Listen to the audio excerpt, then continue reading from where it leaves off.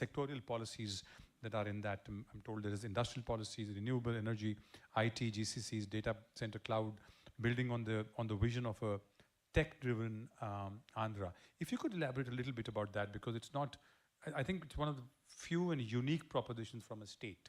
So if you could just elaborate on that a bit. No, the Honorable Prime Minister pre-election did talk about Vikasit Bharat. And taking a leaf from that book, we said, let's now focus on Vikasit Andhra Pradesh. And we broadly laid out the vision of what we want to achieve. And then we are now going back to our electorate and asking feedback on what we should do. So it's a people-led movement, number one. Number two, as a state, taking from my first question, as a state, we believe in the power of ecosystems. So if you look at the state of Andhra Pradesh, we are peculiarly a long state. We have the second longest coastline. So each district is a geography for administration in India. Each district, we have specific focus areas. So if you take the southern bit, we want to focus on automotive manufacturing in one district. Renewable energy is a big thrust area. It's not just about solar, wind, it's about the pump storage projects. Close to 72 gigawatts is going to get built out in the next 5 years. Then you have the two other districts which are focused on electronics manufacturing, which is the Chittoor and Kadapa district. So like this, we have very district-specific focus areas. So coming to north of our state, we're going to focus on data centers, big data, the entire chem and pharma hub. So there's a lot of specific focus areas, and then we go back and say, what should each department do in order to achieve this vision? So for me, it's very clear that I have training institutes in the government. The ITIs, polytechnics. So we're going to train manpower for tomorrow. So let's talk about all the green jobs we can create in one district. All the civil aviation jobs we can create out of one district. So that gives a lot of clarity, alignment for the state government on what we should go out achieving. And apart from that, Vikasit Andhra Pradesh, which is Swarna Andhra Pradesh that we have. Swarna Andhra Pradesh translates to Golden Andhra Pradesh. We are now working backwards of saying that, okay, if we need to achieve this kind of per capita income, then how do we go about achieving it? So which department should do what, and we're going to measure ourselves on a monthly basis, like how all of you do your business. Even the state is going to do this. On a monthly basis, we're going to measure it. And the second part is, in this journey, we don't want anyone left behind. So we are creating a family, a report card of sorts, and saying what are the project or practice we can give to that family to pull them out of the cycle of poverty. So it's no longer about wealth creation alone, but how do you ensure that even people below the poverty line can be given a handout and to just pull them out of the cycle of poverty. And that's something that I think is going to be very unique to the state, and we're going to launch this in the next 3 months. Excellent, congratulations. Just to link to that is another pioneering effort in this very short period since the election, which is the skill census. We haven't heard of this widely, but when I was doing the research, I sort of came across this, which is very unique, again, to Andhra, which is a basically creation of population scale digital public infrastructure for skilling and employment. It reflects the forward-looking vision of the Honorable Chief Minister to sort of build this capacity. First, do a census, and then could you elaborate on that a little bit? Another pioneering concept? The skill census that we're doing is one of its kind in India. I think one of its kind in the world. Probably the first time. It's a massive effort. We just started the pilot in my own constituency where I got elected. And the idea here is we're going to go door to door. And then we're going to triangulate data from multiple data sets. So apart from the household data, the education data, we want to understand what is a basic skill set. And then come back and see what kind of skill interventions we can do based on the market demand. So think about industry from one side, the youth on one side, and government has a platform. And then skill up it's going to be a journey. It's not a destination. It's not a one-off effort as far as our state is concerned. So we know where the industry is moving, and we want to learn from that, from all of you. And then we want to work backwards on saying, to this family, what can we do? What is the skill intervention that we can do? So it's very, very micro-targeting that we're going to now do. And I believe that will ensure that we deliver on the first promise in a manifesto, which is to create 2 million jobs in 5 years as a state. And we are the only political party to actually make that bold statement before an election. Wow. You also spoke about building specialist areas and districts for which you could build certain talent or sectors that could come out of that. Now, Visakhapatnam as an IT destination is another idea that is being talked about. We realize that the submarine cables would probably be landed there, so great connectivity could happen. The Honorable Chief Minister's contributions in building Hyderabad, that was, by the way, spoken widely at the board meeting this morning, and this incredible infrastructure, and his contribution to that is legendary. Obviously, everybody knows that. Could you also elaborate a little bit on Visakhapatnam, and how that will transform itself? What is the vision that you have as an IT knowledge hub? And fundamentally, I think all of us have to accept one thing, which is the Telugu people, the people from both Andhra and Telangana play a very important role in the IT sector.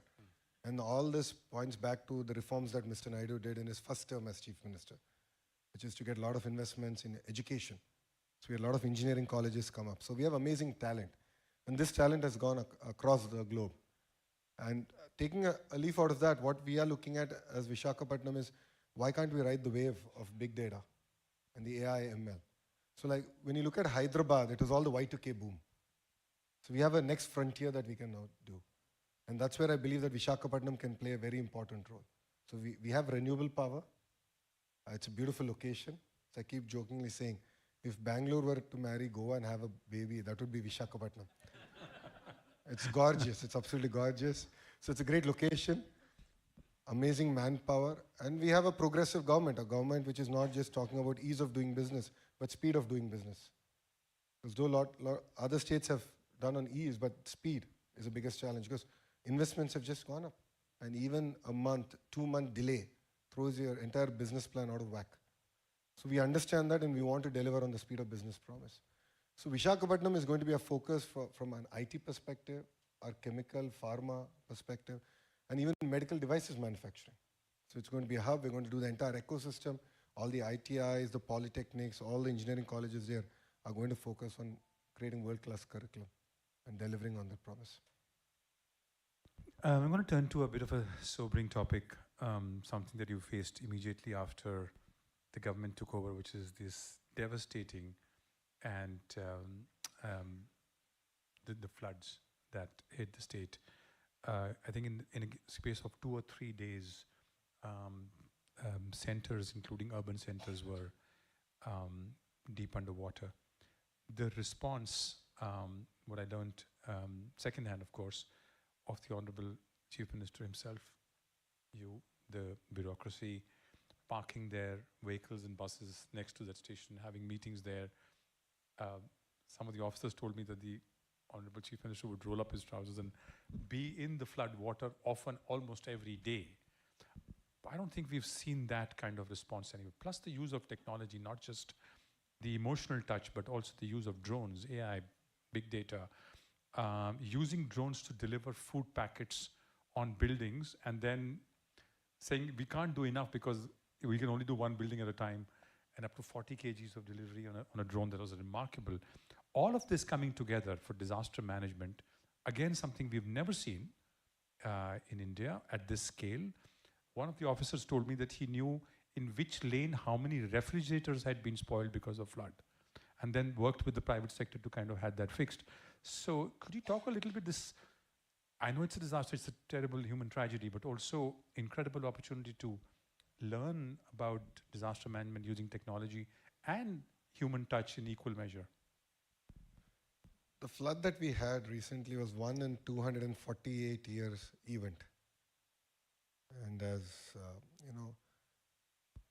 things are changing, and we're going to have once in a century events happening more often.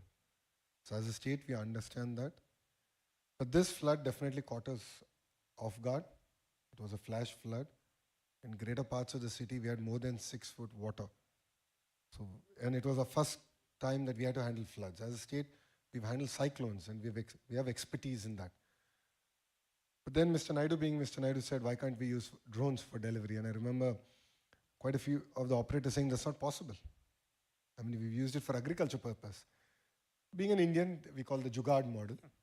We had a basket fitted, let's say, let's try it. And success, we actually managed to deliver food. I think I wouldn't say that it was the best model. I think it was a great beginning because we didn't have enough of drones. So I wish I had 2,000 drones. Then I could have delivered breakfast, lunch, and dinner to every house. But I just had about 40 drones. And with that 40 drones, we did do a pilot. And I think it clearly gave us a direction of what India can do. And we're seeing other nations use drones to kill people, but I think India shows the way of how we can use drones in terms of relief and rehabilitation. So I think there's a lot of work that we've done there. Saying that, the second bit was the entire rehabilitation. So relief was done. How do you pay money? How do you rehabilitate people? Again, we put all the models out. We had a sandbox. All the images of the water from CCTV, from our drone footage was put out there.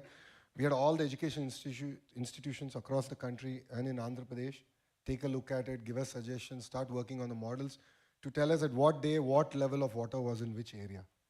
So based on the amount of water outflow to the terrain, to where it's getting discharged, we could understand that better. So our rehabilitation, the money we were giving, it was amazing. We did this entire thing. 15 days after flood water receded, we doled out the money. And it was all done through online. Online because thanks to Aadhaar, every bank account is connected. So we were able to marry technology in that sense much better. But saying that, I think it's very important to go back to the field. And that's something that Mr. Naidu used to do every day in the evening. So he would go out for 4 hours, waist deep water, jump in, understand, did things get delivered or not? Then feedback would come to us. I was manning the control room. So he would say, okay, food didn't get delivered in this house on this lane. And here's the lat long, and then we had to send the food. So I think that's always required. I think you need a feedback loop. The human loop is always required on how much of a technology you might have. So I believe we have a model to handle such crisis, not only for Andhra, but for the nation. And one task we have taken up as a state is we'll get about 2,000 drones in the agriculture sector. A lot of the spraying, the pesticides and so on and so forth actually can be done using drones. And then during an emergency, we can pull it out and use it for relief activities. So I think it's a great learning experience. And as a country and I think as a nation, we're just learning on how can we use this technology far better. I just want to stop here for a moment and just applaud the incredible work that the government and the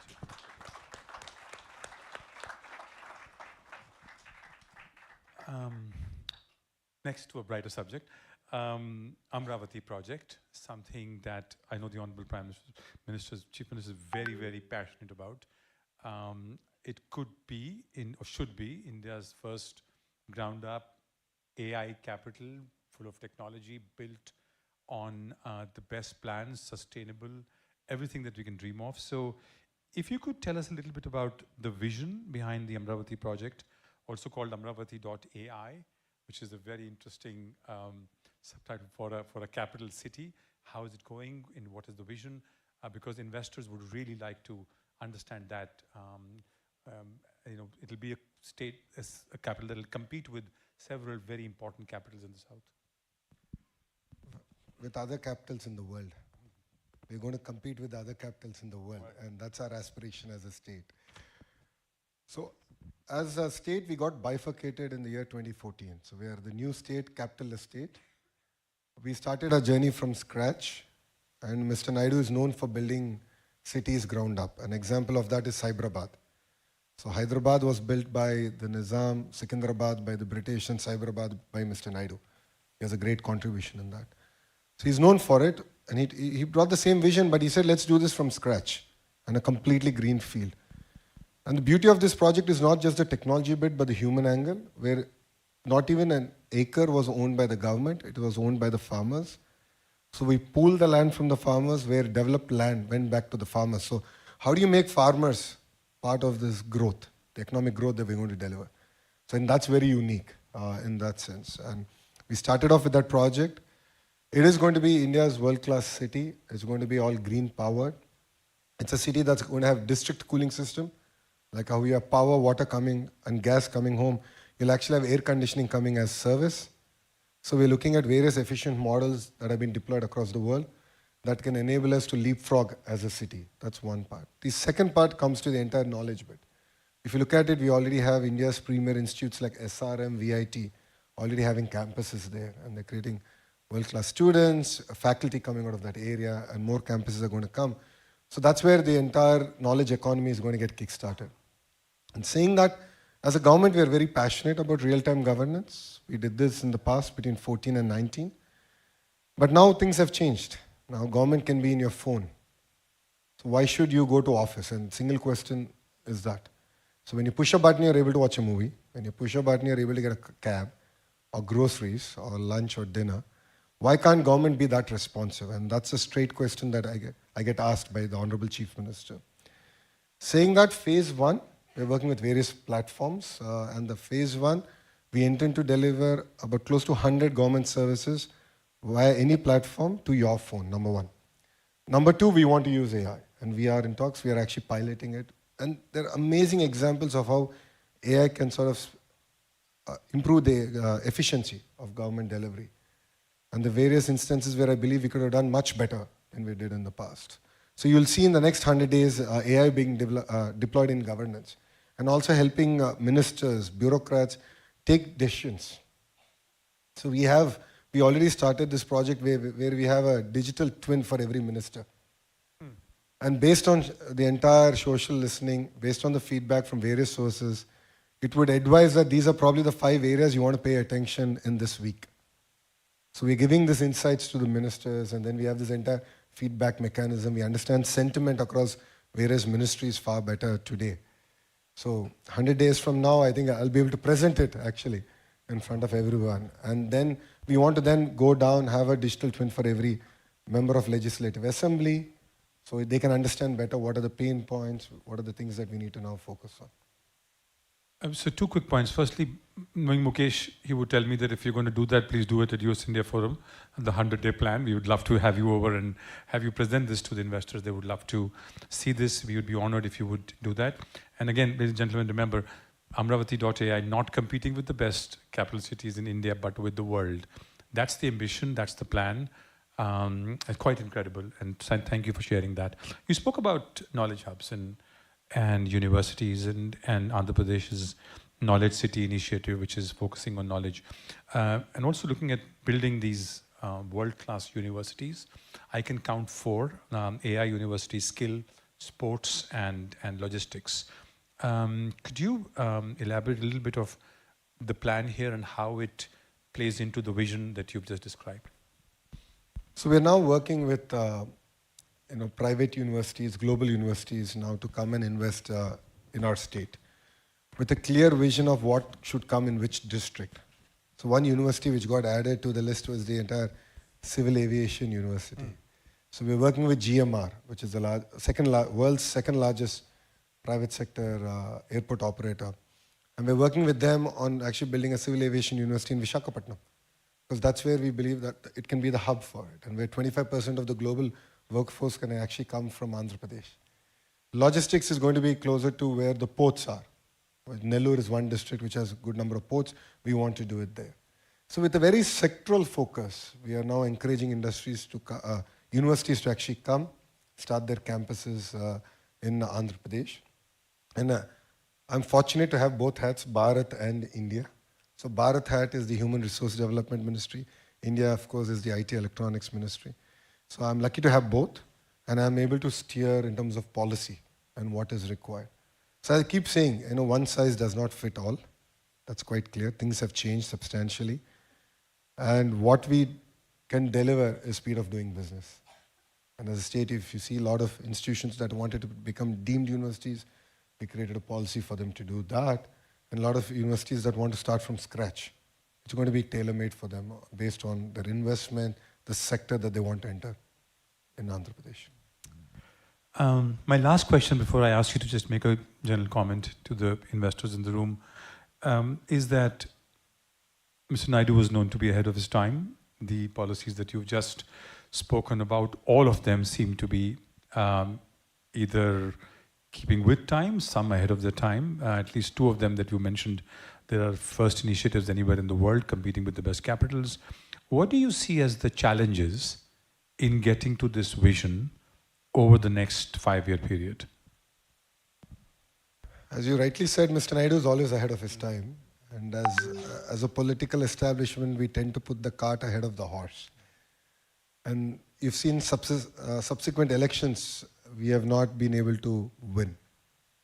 And that's something that we take as strong feedback for ourselves, that continuity in governance equally, if not more important, at this juncture for our state of Andhra Pradesh to see our vision through, number one.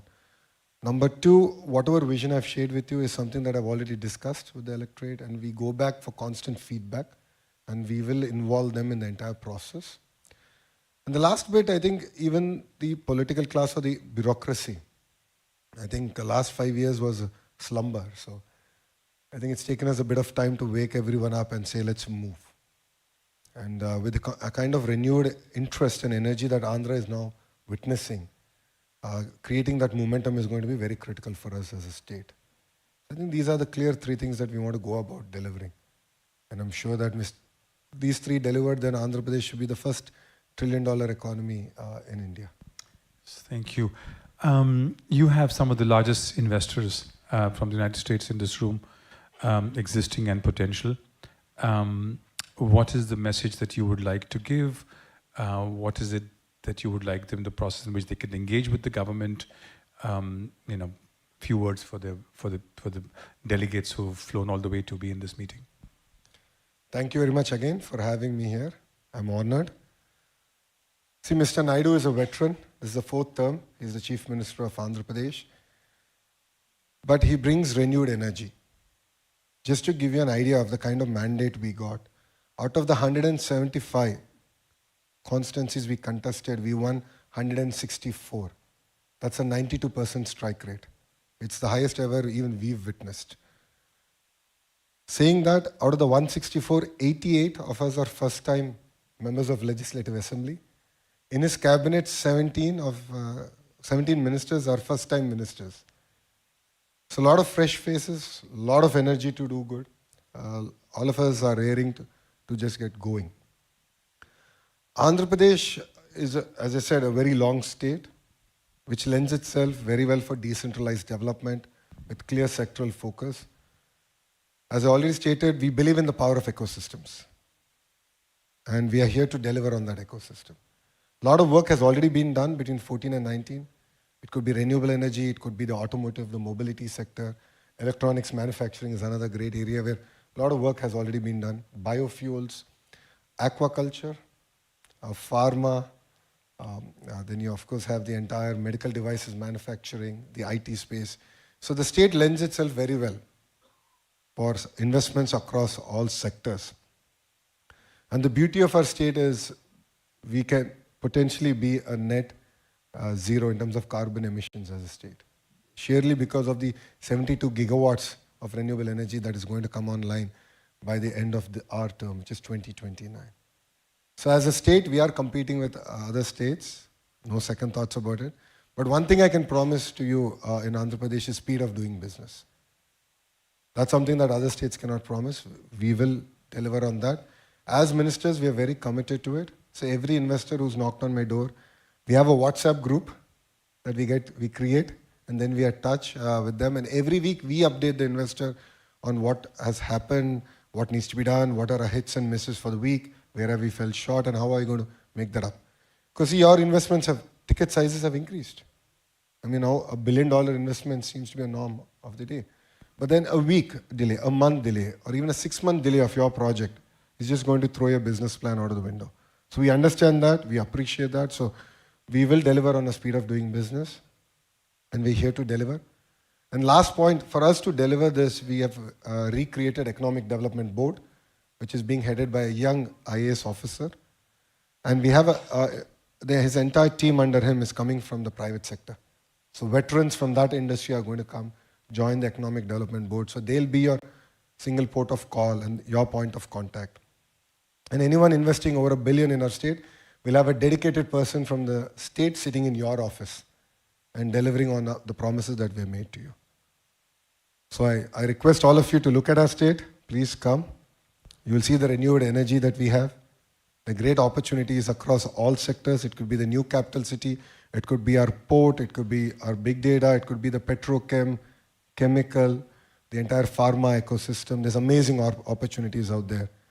So I request all of you to take a hard look at the state of Andhra Pradesh and definitely give us an opportunity, and believe me, we will deliver much, much better than any other state in India. So thank you very much for having me. Jai Hind. There you have it. ladies and gentlemen, a young political leader, clear vision, focused on speed, inspirational, and on point. Please join me in giving him a big round of applause.